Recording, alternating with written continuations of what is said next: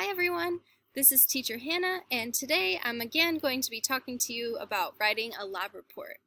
In our last science video, we focused on the introduction and the materials and methods section. And today we're going to be focusing on the results and the discussion, the final two sections of the lab report.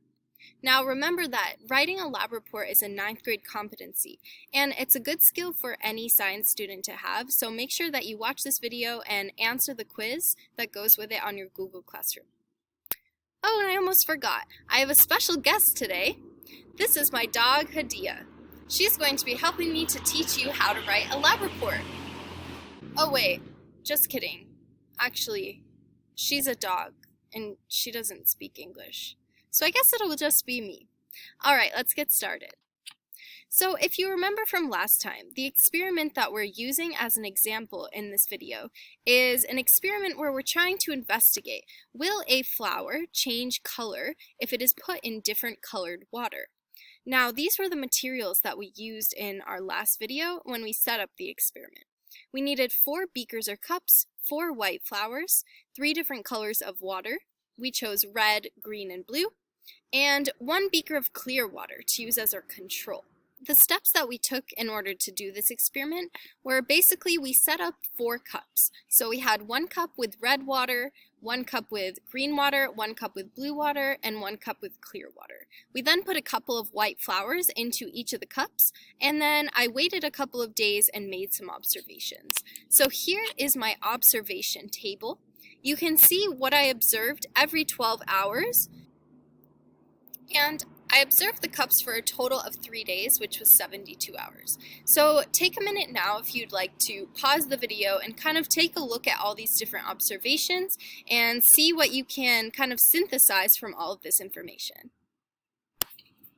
Alright, I hope you took a minute to pause the video and look at those observations. I want to show you real quick what the end result of the experiment looked like. So here are the flowers after 3 days. So after 3 days of sitting in these different colored waters, these are what the flowers looked like, just so that you know kind of how the experiment worked. Okay? So I'd like you to answer a couple of questions based on the observation table. So if you remember, we're going to be focusing on results and discussion today. So I want you to think about, should the observation table be included in the lab report? Why or why not? So remember, what are the important parts of the results section? That's something you need to think about for this question. And then for the second question, what are some of the most important parts of the results section? I want you to write down at least 2 different things. So if you go into that quiz on the Google Classroom, these questions are in that quiz. You can write down your answers and I can give you some feedback on them. Okay, so pause the video now, go into the Google Classroom and answer these questions. Are you finished? Alright, great work. So remember, you can always look back to your lab report rubric if you don't remember exactly what should be included in each of the sections. So the lab report rubric is now linked on your Google Classroom in case you don't have the original copy, so feel free to go look at that and then you can get a refresher of what should be in your results section. Alright, so just as a review, here are the things that can be included in the results section. Now again, this is going to change for each lab. So for each different experiment, you might be doing a type of experiment called a quantitative experiment, where you're collecting numerical data, meaning you're measuring something, you're collecting numbers. So you might be including a data table, a graph, or a calculation for that type of experiment. You could also be including observations, but you would always be including some sort of numerical representation of your data.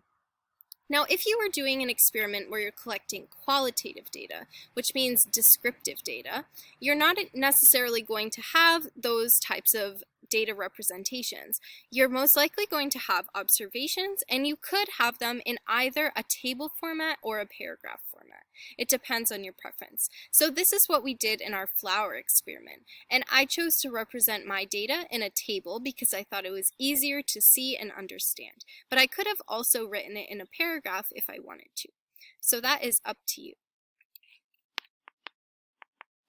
All right, the next question I would like you to answer, and again, this is on the Google Classroom, so feel free to pause the video, answer this question on the quiz on your Google Classroom. Do all 4 of the elements included in a results section mentioned above, so that's these 4 things on this slide here, do they all have to be included in every lab report? Why or why not? So think about that question, think about other labs that you've written, and think about this lab. Would you include all 4 of those things? And answer that question. All right, so I hope you all took a couple of minutes and answered this question. And of course, the answer is no. All of those things do not have to be included. So for this flower experiment, we were collecting qualitative data. So we were making observations. We were not collecting anything, any numerical data. So there was no way for us to make a graph or make a calculation, anything like that. So it's perfectly acceptable to have only a few of those elements. You do not have to have all of those elements in every lab report that you write. So in this case, just as a refresher, this is all that I would be putting into my results section. I would have a table. I would give it a nice title. So Table 1, Observations of Flowers in Different Colored Water. And then it has my observations in it. So this is all I would need to put into my results section.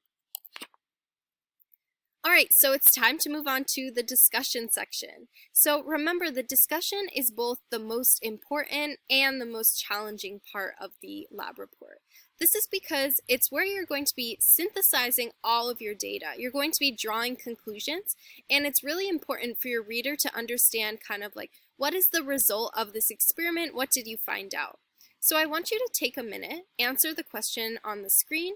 What are 4 things that must be included in every lab report discussion? So this question is on your Google Classroom, so go ahead and answer this question and then come back to the video. All right, are you finished? Awesome. So in the discussion, there are 4 things that are vital that must be included every time you write a lab report, regardless of the topic, regardless of what experiment you were doing. So here they are. The first thing is a restated purpose. So you already stated your purpose in the introduction. I want you to state the purpose again to remind the reader why you did this experiment in the first place. Next, you need to explain, was the hypothesis proven or disproven? So was your hypothesis proven correct or incorrect in the experiment? Next, and the most important thing in your discussion, you need to use actual data from the results section to back up your claims. So what this means is you need to take actual data, in this case it's observations, and reference back to the results section to prove your points. So if you're saying, yes, the different colors of water did affect the colors of the flower, how can you prove that? Do you have some sort of data that you collected that says that that is true? And the last thing is factors that could have influenced the lab. So what this means is what types of things could have happened during the experiment that could have changed the way your results came out. So did you make a mistake? Was there something that you could have done different? Was there maybe some problem with the equipment? Something like that. So think about those questions when you're answering the factors that could have influenced the lab.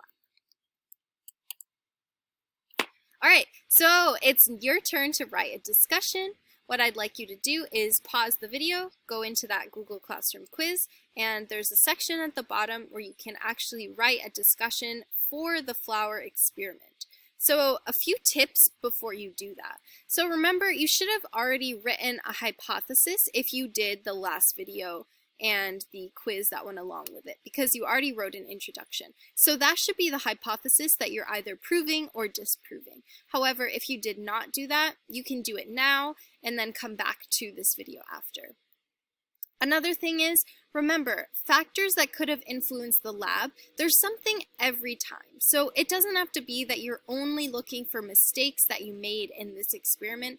Think about anything that could have happened. So in this experiment, what would have happened if I had put one of the plants in sun and one of the plants in shade, and then I was trying to check the colors every day and see if the colors changed? Do you think that could have affected the results? Why or why not?